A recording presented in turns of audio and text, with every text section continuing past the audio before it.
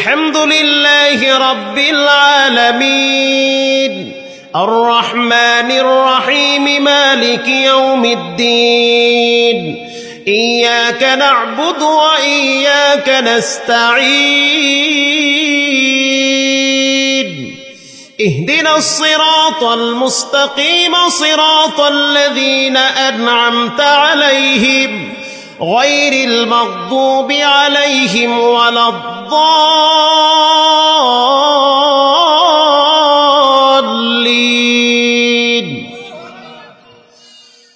ইয়াসআলুকান নাসু আনিস সাআহ।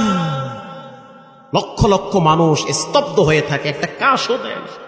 আর আমগো মসজিদগুলা কাশের মিছিল উড়ায়, কথা কর না খা। আর একজন দেখি শুরু হয়েছে গা, মনে হয় যে মিছিল উঠাতে দিক দিয়ে।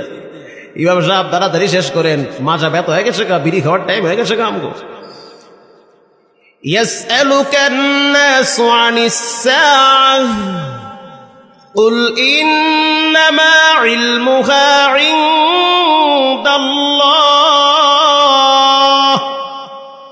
ওয়ামা ইউদরিকা লাআল্লাস সাআতা তাকুনু করিবা ইন্নাল্লাহা লা'আনাল কাফিরিনা ওয়া আ'আদ্দা লাহুম সা'ীরা খালিদিনা ফিহা আবাদা لا يجدون وليا ولا نصيرا يوم تقلب وجوههم في النار يقولون يا ليتنا أطعنا الله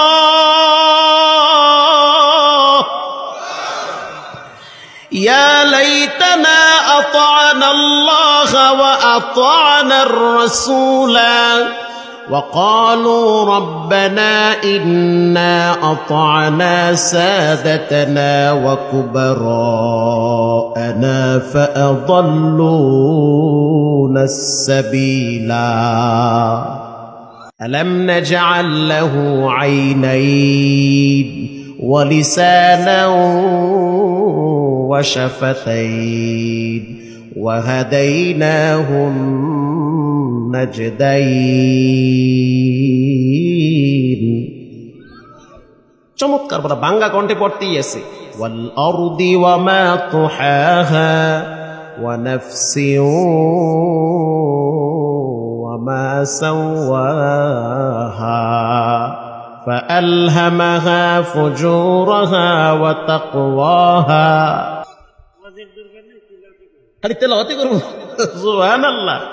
মজার বিষয় হলো, আপনাদের এখানের যিনি হাফেজ সাহেব আছে, হাফেজ তানজিল না, কি নাম ওনার? উনি আছে হেনে?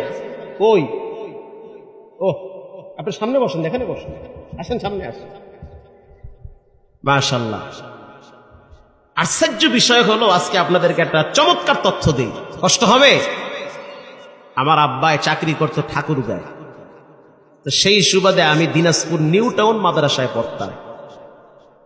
তো তখন আমি আর এই ভাই একসাথে ওই মাদ্রাসায় হেফজখানায় পড়ছি।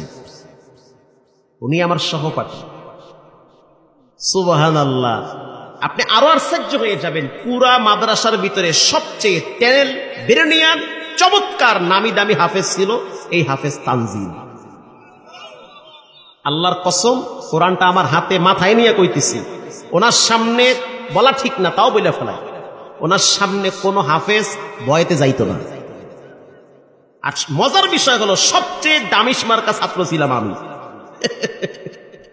ভাইরা, আবার মাঝে মাঝে আপনাদের এই নন্দীগ্রামের একজন হাফেজ সাহেব ছিল, হাফেজ আব্দুল বাকি। উনি খুব নামি দামি হাফেজ ছিল, টেমেল হাফেজ। উনি যখন ফজরের নামাজ পড়াইতো, পুরা মসজিদ মনে হইতে আছে আনন্দের জোয়ার বইতো।